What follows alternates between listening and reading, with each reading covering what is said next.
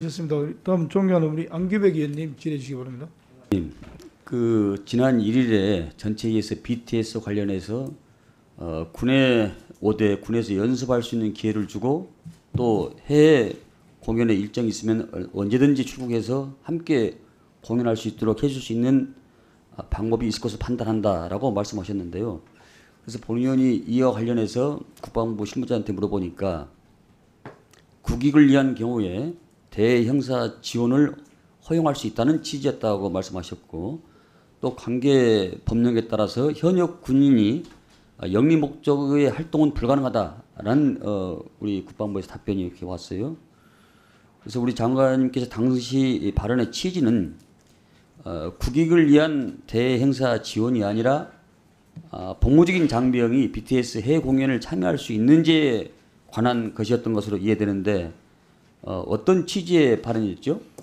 예, 제 기억으로는 그때 표현한 것이 공익을 위해서 어떤 그 BTS 어떤 그쪽 자체적인 이익이 아니라 공익을 위해서 할 경우라고 제가 표현한 것으로 기억을 합니다. 프라이빗 섹터가 아니라 퍼블릭 섹터라는 얘기죠. 예.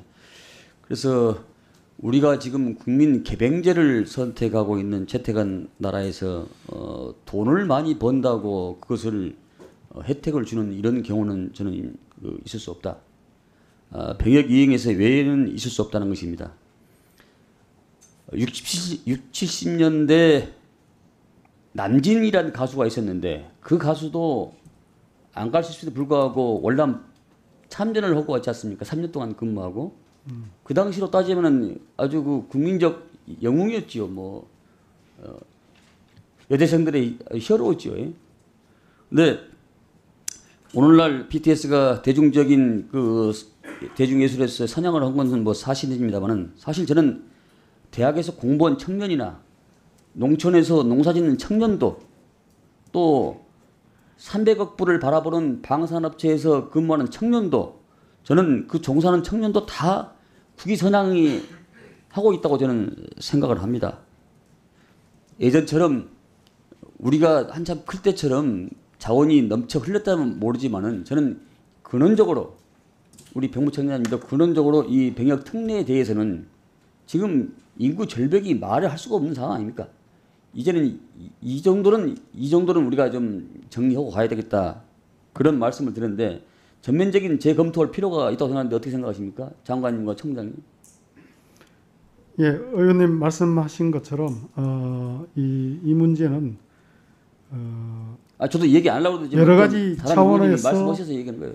궁극적으로는 국익을 고려해야 되는데 국익이라고 하는 것은 경제적 차원뿐만 아니라 다른 헌법적 가치, 뭐 문화적 가치 다양한 차원에서 국가 이익을 고려할 수 있다고 생각됩니다. 그래서 이 BTS 문제는 여러 의원님들 의견 저희를 종합하고 또 여러 가지 차원에서 국가 이익을 고려하면서 저희들이 신중하게 결정을 내리겠지만 최대한 빨리 결정을 내도록 하겠습니다. 청장님.